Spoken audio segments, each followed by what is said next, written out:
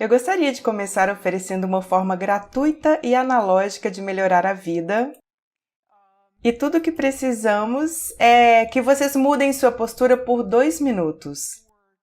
Mas antes de revelar, quero pedir que vocês, agora mesmo, façam uma pequena auditoria de seus corpos e do que estão fazendo com eles.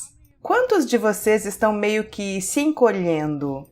Talvez corcundas, cruzando as pernas, talvez cruzando os tornozelos. Às vezes nos seguramos em nossos braços assim, às vezes nos abrimos. Estou vendo vocês. Quero que vocês prestem atenção no que estão fazendo agora. Voltaremos a isso em alguns minutos e espero que, se aprenderem a se ajustar um pouquinho, isso mude a maneira como sua vida se desenrola. Somos fascinados pela linguagem corporal e estamos particularmente interessados na linguagem corporal das outras pessoas. Sabem, estamos interessados em... vocês sabem. Ou interação esquisita, ou um sorriso, ou uma olhadela contemplativa, ou talvez uma piscadela esquisita, ou quem sabe até um aperto de mão. Vídeo. Narrador. Eles estão chegando à casa de número 10. Esse policial sortudo conseguiu apertar a mão do presidente dos Estados Unidos. E aí vem o primeiro-ministro... Não.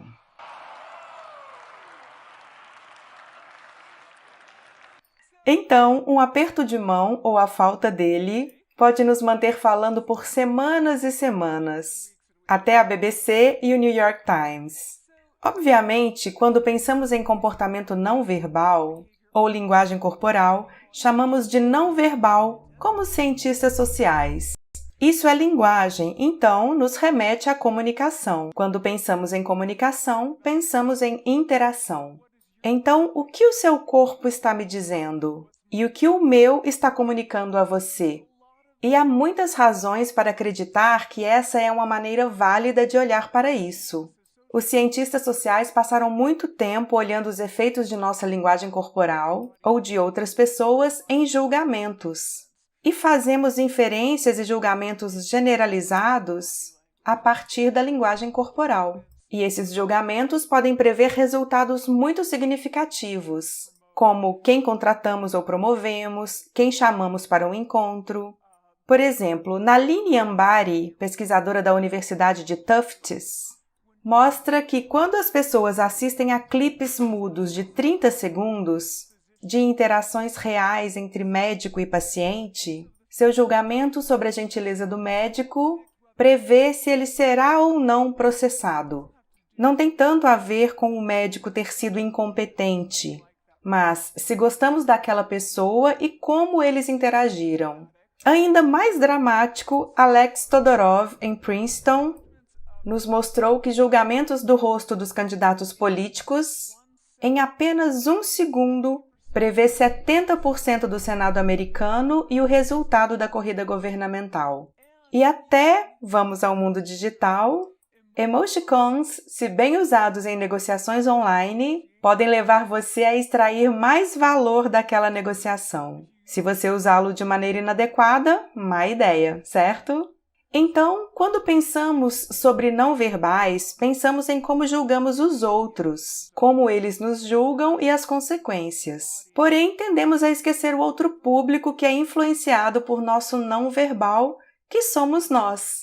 Também somos influenciados por nossos não verbais, nossos pensamentos, sentimentos e fisiologia. De que não verbais estou falando? Sou uma psicóloga social, eu estudo o preconceito e ensino em uma competitiva escola de administração. Então foi inevitável que me interessasse pelas dinâmicas do poder. Fiquei especialmente interessada pelas expressões não verbais de poder e dominação. E quais são as expressões não verbais de poder e dominação? Bem, são estas. No reino animal, elas são sobre expansão. Então você se faz grande, se estica, ocupa espaço, você basicamente se abre. É sobre se abrir. E isso é verdade em todo o reino animal. Não está limitado aos primatas. E os humanos fazem igual. Eles fazem isso quando têm um poder estável e também quando estão se sentindo poderosos naquele momento. E esta é especialmente interessante porque realmente nos mostra o quão universais e antigas são essas expressões de poder. Esta expressão, conhecida como orgulho, foi estudado por Jessica Tracy.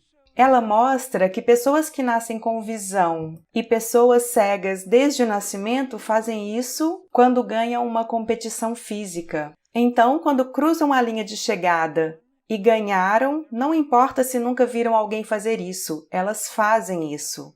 Os braços para cima em V, o queixo levemente levantado. O que fazemos quando nos sentimos enfraquecidos? Exatamente o oposto. Nos fechamos, nos dobramos, nos fazemos menores. Não queremos esbarrar na pessoa ao lado. Novamente, tanto animais quanto humanos fazem a mesma coisa. E isso é o que acontece quando você coloca alto e baixo poder juntos. O que pode acontecer quando se trata de poder é que complementamos os não verbais dos outros. Então, se alguém exerce poder sobre nós, a tendência é nos diminuirmos. Não nos espelhamos neles, fazemos o oposto do que eles fazem. Eu observo esse comportamento em salas de aulas e o que eu percebo? Percebo que os estudantes de MBA exibem toda a gama de características não verbais. Algumas pessoas são caricaturas dos alfas. Quando entram, vão para o meio da sala, antes mesmo da aula começar, como se quiserem realmente ocupar o espaço. Quando se sentam, eles se espalham, levantam as mãos assim. Outras pessoas estão virtualmente em colapso quando entram. Assim que elas entram, você vê em seus rostos e em seus corpos. Elas se sentem em suas cadeiras e se encolhem e levantam a mão assim. Eu notei algumas coisas sobre isso. Uma não vai surpreender vocês, parece relacionada ao gênero. As mulheres são muito mais propensas a fazer isso do que os homens. Mulheres se sentem com menos poder que os homens de forma crônica. Então isso não é uma surpresa. Mas a outra coisa que percebi é que isso também parece relacionado a quanto e quão bem os estudantes estavam participando. E isso é realmente importante nas classes de MBA porque a participação conta como metade da nota. Escolas de administração têm dificuldades com essa diferença de nota por gênero. Você recebe homens e mulheres igualmente qualificados, e aí percebe diferença nas notas, e parece ser em parte atribuída à participação. Então eu comecei a pensar, certo, temos essas pessoas entrando assim, elas estão participando, é possível fazer essas pessoas fingirem e isso faria com que elas participassem mais? Eu e a minha principal colaboradora, Dana Carney, que está em Berkeley, realmente queríamos saber, você pode fingir até conseguir? Você pode fazer isso por um tempinho e de fato passar por uma mudança de comportamento que te faz parecer mais poderoso? Sabemos que nossos não verbais governam como os outros pensam e sentem sobre nós. Existem muitas evidências. Mas nossa questão realmente era: será que nossos não verbais governam como sentimos e pensamos sobre nós mesmos? Existem evidências que sim. Por exemplo, sorrimos quando estamos felizes, mas também quando somos forçados a sorrir ao segurar uma caneta entre os dentes assim, isso nos faz sentir felizes. Então, vai nos dois sentidos. No poder, também vai nos dois sentidos. Então, quando você se sente mais poderoso, há mais chances de você fazer isso. Mas também é possível que, quando você finge ser poderoso, é mais provável que, de fato, se sinta poderoso. Então, a segunda pergunta realmente era: sabemos que nossas mentes mudam nossos corpos, mas é também verdade que nossos corpos mudam nossas mentes? E quando digo mentes, no caso do poderoso, do que eu estou falando? Estou falando de pensamentos e sentimentos e de coisas fisiológicas que formam nossos pensamentos e sentimentos. E no meu caso, são os hormônios. Como se parecem as mentes dos poderosos e a dos sem poder? Pessoas poderosas tendem a ser, não é surpresa, mais assertivas, confiantes e otimistas. Elas realmente acham que vão vencer até em jogos de sorte. Elas também tendem a ser capazes de pensar de forma mais abstrata. Existem várias diferenças, elas se arriscam mais, existem muitas diferenças entre os poderosos e os sem poder. Fisiologicamente, também há diferenças em 2 hormônios-chave, testosterona, que é o hormônio da dominância, e cortisol, que é o hormônio do estresse. Então, vimos que machos alfa superpoderosos na hierarquia primata têm testosterona alta e cortisol baixo. E líderes poderosos e efetivos também têm testosterona alta e cortisol baixo. O que isso quer dizer? Quando se pensa em poder, a tendência era pensar só em testosterona, porque era sobre dominação. Mas, realmente, poder é também sobre como você reage ao estresse. Você quer o líder dominante mais poderoso, com testosterona alta, mas super reativo ao estresse? Provavelmente não. Você quer a pessoa que seja forte, assertiva e dominante, mas que não reaja muito ao estresse, uma pessoa relaxada. Sabemos que na hierarquia primata, se um alfa precisa dominar, se o indivíduo precisa desempenhar um papel de alfa de repente, em poucos dias a testosterona daquele indivíduo vai subir significantemente e seu cortisol vai cair significantemente. Então, temos essa evidência, tanto de que o corpo pode moldar a mente, pelo menos no nível facial, e também que mudanças de papel podem moldar a mente. O que acontece? Você muda de papel. O que acontece se você fizer isso minimamente? Uma manipulação mínima, uma intervenção mínima. Você diz, por 2 minutos, quero que você fique nessa posição, e isso vai fazer você se sentir mais poderoso. Foi isso que fizemos. Decidimos trazer pessoas ao laboratório e fazer um pequeno experimento, e essas pessoas adotaram por 2 minutos tanto poses de alto como de baixo poder. E eu vou mostrar a vocês 5 dessas poses, apesar de elas terem feito apenas 2. Aqui está uma. Algumas mais. Esta foi chamada pela mídia de Mulher Maravilha. Mais algumas. Você pode ficar em pé ou sentado. E estas são as poses de baixo poder. Você está se dobrando, se encolhendo. Essa é muito baixo poder. Quando você toca o seu pescoço, você está, na verdade, se protegendo. Isto é o que acontece. Elas entram, cospem em um recipiente. Por 2 minutos, nós dizemos o que devem fazer. Elas não olham fotos das poses. Não queremos impor um conceito de poder. Queremos que elas sintam o poder. Por 2 minutos, elas fazem isso. Então, perguntamos quão poderosas se sentiram em uma série de itens. Damos a elas uma oportunidade de blefar. E então, recolhemos mais uma amostra de saliva. É isso, esse é o experimento completo. Isto é o que achamos. Tolerância a risco, que é blefar. Descobrimos que, quando tem muito poder, 86% vão blefar. Quando você está numa posição de pouco poder, somente 60% blefa, e essa diferença é significativa. Veja o que descobrimos sobre a testosterona. De suas linhas de base, quando entram, pessoas com alto poder experimentam o aumento de 20% e pessoas com baixo poder experimentam queda de 10%. Então, de novo, 2 minutos e você vê essas mudanças. Vejam o que acontece com o cortisol.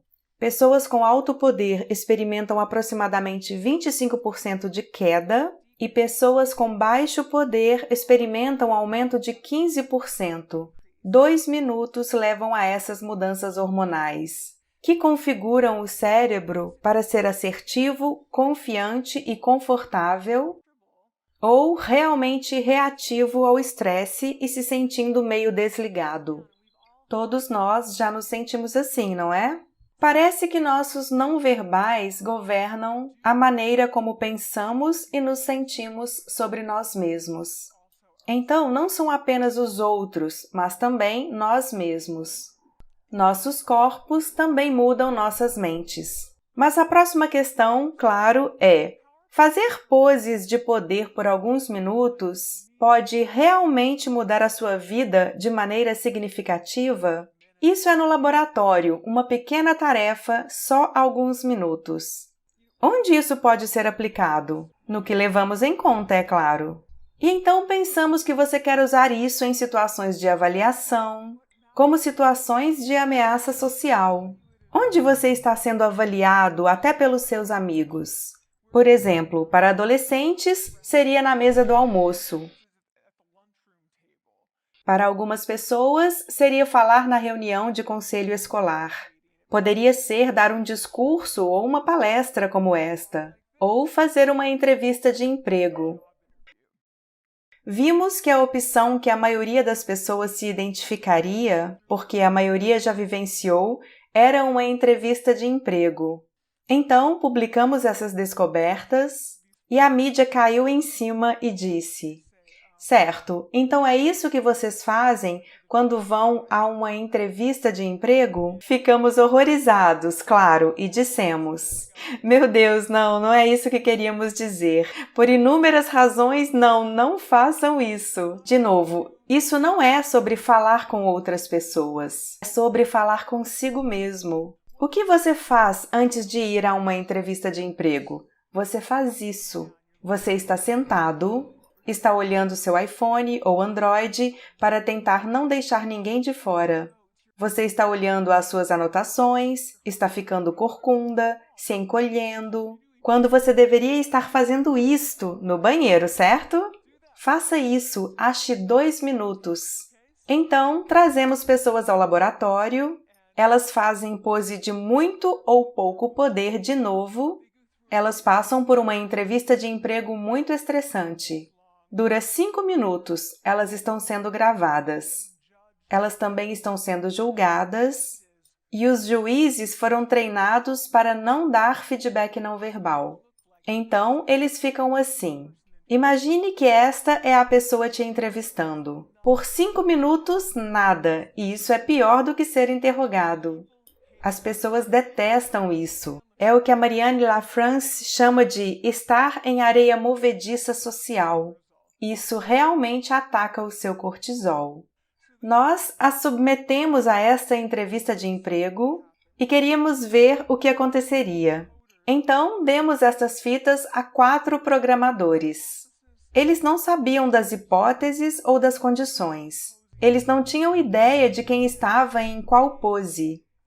Eles viram essas fitas e disseram: queremos contratar estas pessoas. Todas as de poses de alto poder. Não queremos contratar estas. Também avaliamos aquelas pessoas de maneira mais positiva em geral. Mas o que está causando isso? Não é sobre o conteúdo da fala, é a presença que elas estão trazendo para a fala. Nós as avaliamos segundo essas variáveis, relacionadas à competência, como quão bem estruturada é a fala, quão boa, quais qualificações. Não havia efeito nisso. Isso era o que afetava. Esse tipo de coisa. As pessoas estão sendo basicamente elas mesmas. Estão sendo verdadeiras. Elas trazem suas próprias ideias, sem resíduos externos. Isso é que traz o efeito ou que modera o efeito. Quando falo sobre isso com as pessoas, que nossos corpos mudam nossas mentes podem mudar o nosso comportamento e nosso comportamento pode mudar o nosso destino, elas dizem: isso parece falso. Então eu digo: finja até conseguir. Eu não sou eu. Não quero conseguir e me sentir uma fraude, me sentir um impostor. Não quero conseguir para depois sentir que eu não deveria estar lá. e isso realmente ecoou em mim. Quero contar uma pequena história sobre ser o impostor e sentir como se não devesse estar ali. Quando eu tinha 19 anos, tive um acidente de carro muito sério. Fui jogada para fora do carro, rolei muitas vezes.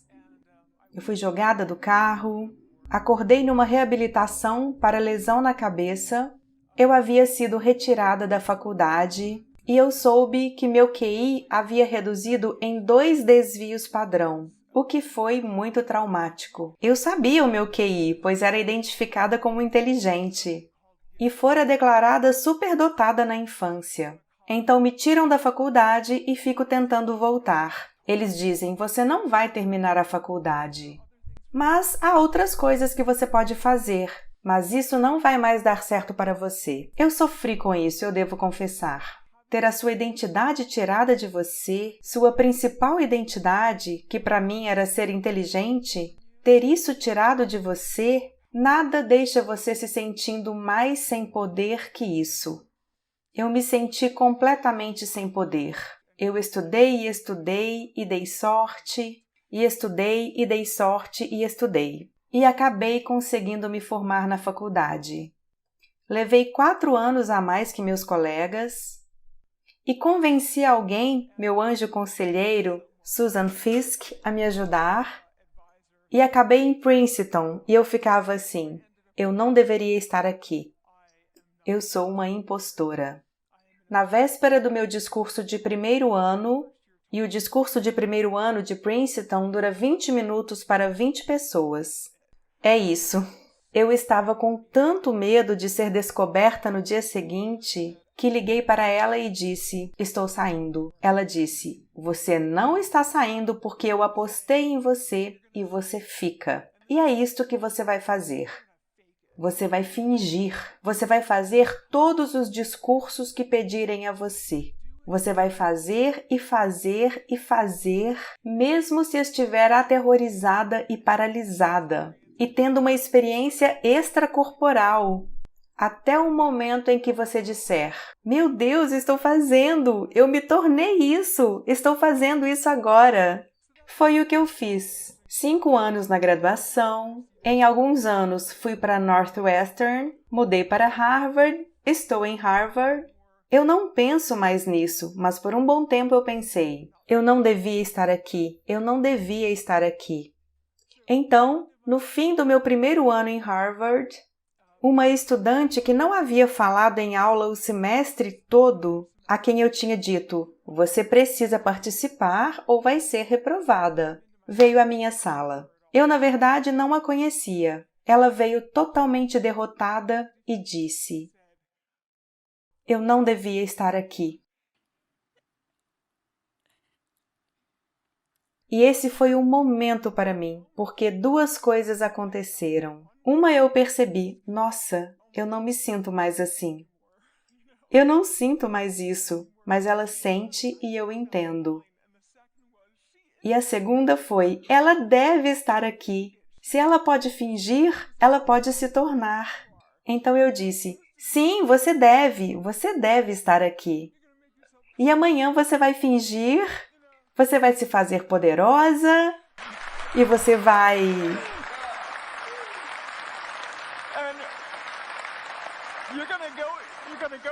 Você vai entrar na classe e vai fazer o melhor comentário que já se ouviu. E sabe? Ela fez o melhor comentário de todos. E as pessoas se viraram e ficaram assim, nossa, eu nem havia notado ela aqui.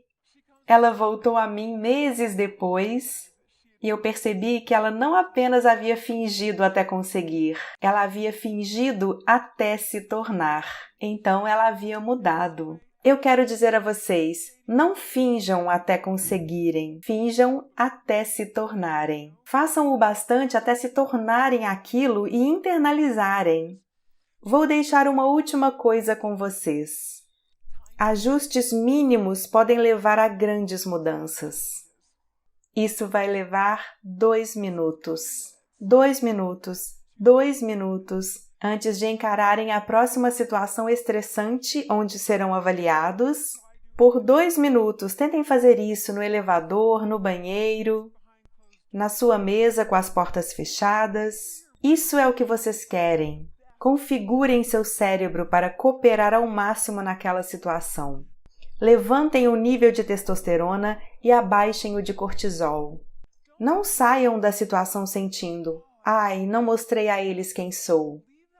Saiam sentindo: ah, eu realmente disse e mostrei a eles quem sou. Quero pedir a vocês, primeiro, que tentem fazer as posições de poder, mas também quero pedir a vocês que espalhem a ciência, porque é simples. Eu não tenho ego envolvido nisso. Passem adiante. Dividam com as pessoas, porque as pessoas que mais podem usar isso são as que não têm recursos ou tecnologia, nem status ou poder. Mostrem a elas, porque elas podem fazer isso sozinhas. Elas precisam do seu corpo, privacidade e 2 minutos. E isso pode mudar o curso de suas vidas. Obrigada!